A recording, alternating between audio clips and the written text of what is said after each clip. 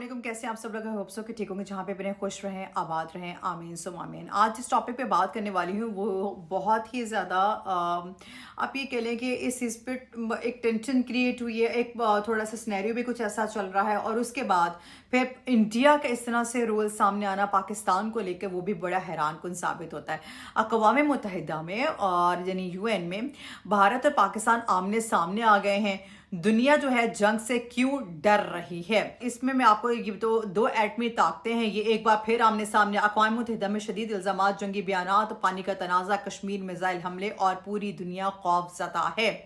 ठीक है। और आखिर में भारत और पाकिस्तान के दरमियान ऐसा क्या हुआ कि यूएन सिक्योरिटी काउंसिल को हंगामे इजलास बुलाना पड़ गया। ये मेरी इंपॉर्टेंट बात है। आखिर भारत और पाकिस्तान के दरमियान ऐसा क्या हुआ है कि यूएन सिक्योरिटी जो इजलास है वो बुलाना पड़ गया। हालांकि पाकिस्तान तो मीडिएटर का रोल भी प्ले कर रहा है और इस टाइम पाकिस्तान ग्लोबली अगर देखा जाए तो बहुत ही ज्यादा अच्छा एक रोल प्ले कर रहा है। और क्या वाकई जनूबी एशिया में एक नई जंग के दहाने पर है। आज हम मतलब इस सारी जितनी सिचुएशन है इसको मैं हकायक, अदाद-ओ-शुमार, आलमी रद्द-ए-अमल और ये सब चीज़ें जो हैं वो मैं आप इस पूरी वीडियो में मैं डिस्कस करने की पूरी कोशिश करूंगी। बेसिकली इसका पस मंज़र है क्या, स्टार्ट कहाँ से, तनाज़ा शुरू कैसे हुआ, वो मैं आपको बता दूँ। 2025 में कश्मीर के इलाके पहलगाम में एक हमला हुआ जिसमें तकरीबन जो 26 सयाह हलाक हुए। भारत ने इल्ज़ाम लगाया कि हमलावर पाकिस्तान से स्पॉन्सर्ड थे और ये भी बताया जा रहा था कि जबकि पाकिस्तान ने इन इल्ज़ामात को मुकम्मल तौर पर मुस्तरद कर दिया था। इस वाक़े के बाद दोनों ममालिक के दरमियान कशीदगी खतरनाक हद तक बढ़ गई। भारत ने इसे इंतास मुआहदा मुअत्तल करने का ऐलान कर दिया, पाकिस्तानी सिफारती अमला कम किया, सरहदी सिक्योरिटी बढ़ा दी, जबकि पाकिस्तान ने शिमला जो मुआहदा था वो मुअत्तल करने का ऐलान किया, पाकिस्तानी सिफारती अमला कम किया और सरहदी सिक्योरिटी उन्होंने बढ़ा दी।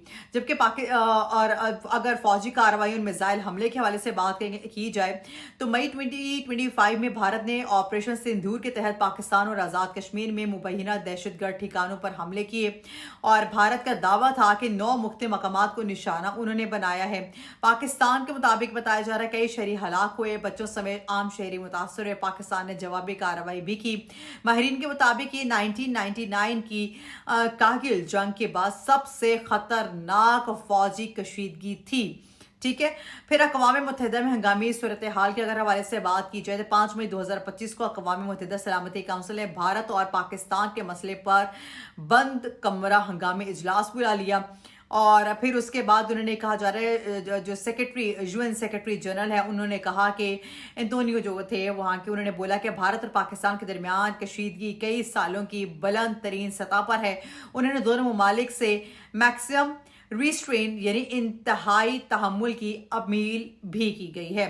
अक़वाम मुत्तहिदा में लफ्जी जो जंग है वो सिलसिला स्टार्ट से रहा है 1947 या उससे पहले से लफ्जी गोलाबारी तो जारी रही है। ठीक है।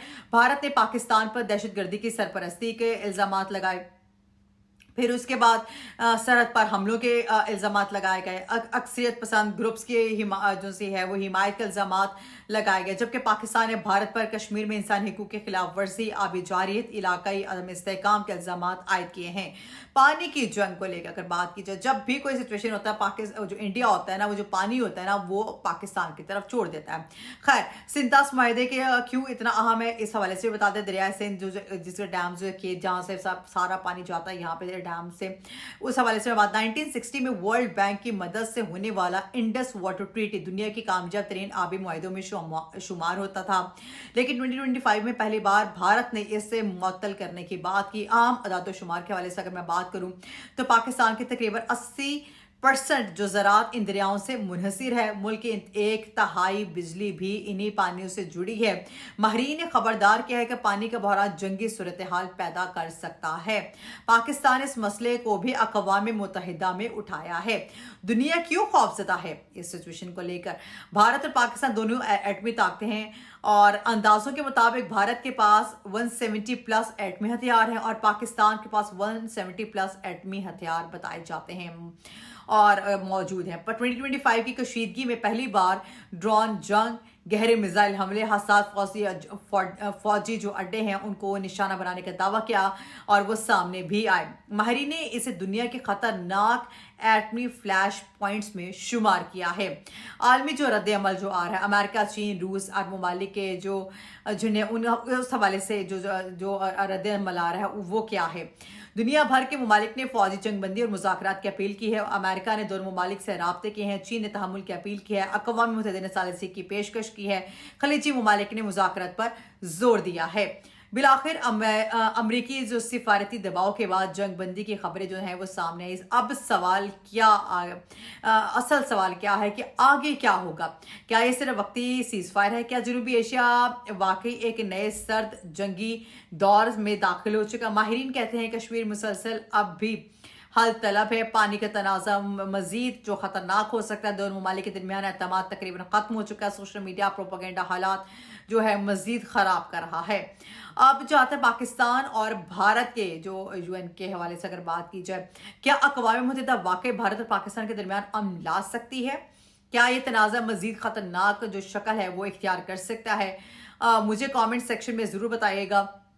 जबकि मेरी नज़र में अगर मैं आपको बताऊं तो भारत यूएन में भारत और पाकिस्तान के खतरनाक टक्कर असल हकीकत इसमें क्या है, वो सारी की सारी सिचुएशन पाकिस्तान इंडिया वॉर 2025 अक़वाम मुत्तहिदा में हंगामा राई, ये वाली सारी की सारी सिचुएशन इस टाइम चल रही है इंडिया और पाकिस्तान को लेकर। और यूएन का इसमें क्या रोल है वो मैं आपको सब कुछ बता दें इंशाल्लाह नेक्स्ट वीडियो में फिर हाजिर होंगे।